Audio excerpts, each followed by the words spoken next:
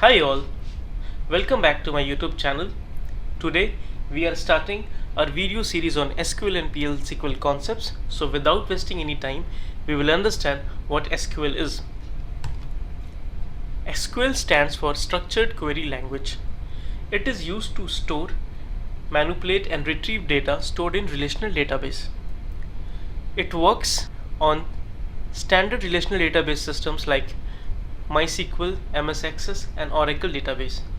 In our upcoming videos, we will understand the various concepts focusing on the Oracle database.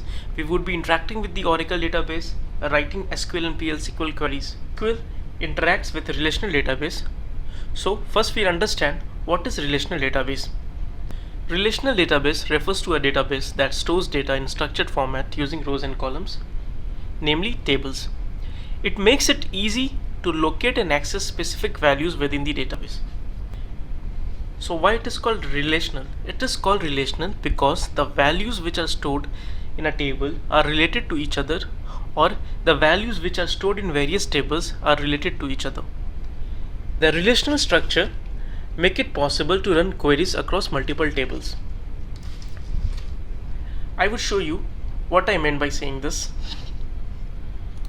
So we'll go to a database. Here I'll be querying a table, employees,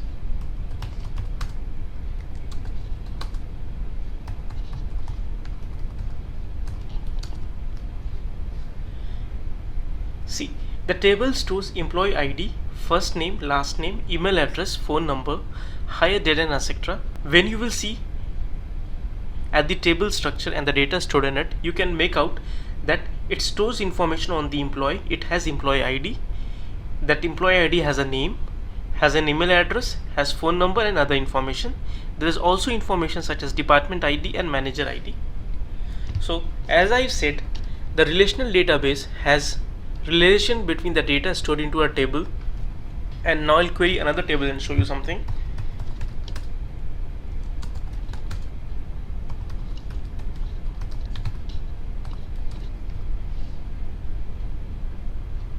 So we saw in the employees table that there's a field called department ID, and we have another table called departments which has a field called department ID. So both the tables are related. So we can make out that a particular employee with the name and the email address working in a department.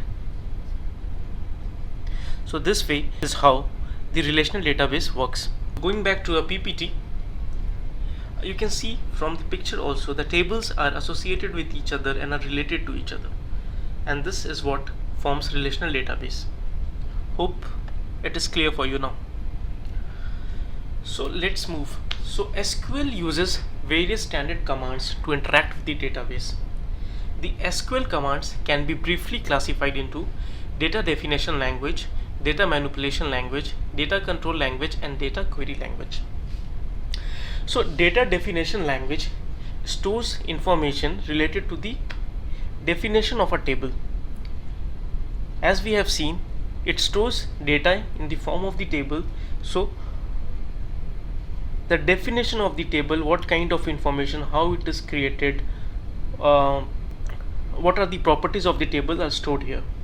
It has standard commands such as create, alter and drop. So create command is used to create a table, alter command is used to alter the table definition, and drop is used to drop the table. Similarly, we have data manipulation language. It stored the commands that are used to interact with the database, such as inserting a record into the database, updating that record, deleting that record. Then we have data control language. So this basically is used to grant or revoke interaction, or you can say insight into a particular table, or you say if there is a table and there are multiple users, so if you want to restrict a particular user that so that he cannot modify the table content, so we control it using data control language. Similarly, we have data query language. So whatever information we want from a database, we write a select statement to fetch that information, and that is nothing but a data query language. So briefly, there are 4 SQL commands. They are DDL, DML, DCL and DQL. So by now we understand what SQL is, what a relational database is, what are the standard SQL commands, and now we'll see why we choose SQL. We choose SQL because it allows us to access data in the relational database. It allows us to define data and manipulate it. Also, it can embed with other languages using different libraries and pre-compiler. We'll be seeing these all in our upcoming videos. Also, it allows users to create view, stored procedures and functions that are used to perform various actions. A view is nothing but a